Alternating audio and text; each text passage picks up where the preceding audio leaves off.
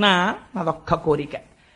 యాదవులందు పాండు సుతులందు నధీశ్వర నాకు మోహ విచ్ఛేదము చేయుమయ్య. ఘనసింధువు చేరిడి గంగభంగి నీపాద సరోజ చింతనముపై అనిశంబు మదీయ బుద్ధి అచ్చాదర వృత్తితో గదియగనట్లు చేయగదయ్య ఈశ్వర. ఎంత గొప్ప మాట అడిగిందండి. ఇది అడగవలసినటువంటి స్థుతి, ఇది అడగవలసినటువంటి ప్రార్థన.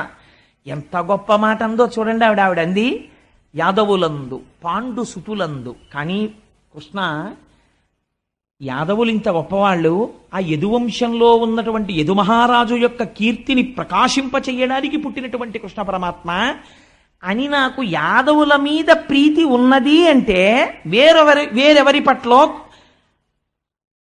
వ్యతిరిక్తమైన భావన కూడా ఉన్నది. ఇది యథార్థము. రాగము ఉన్నది, ద్వేషము కూడా ఉంది.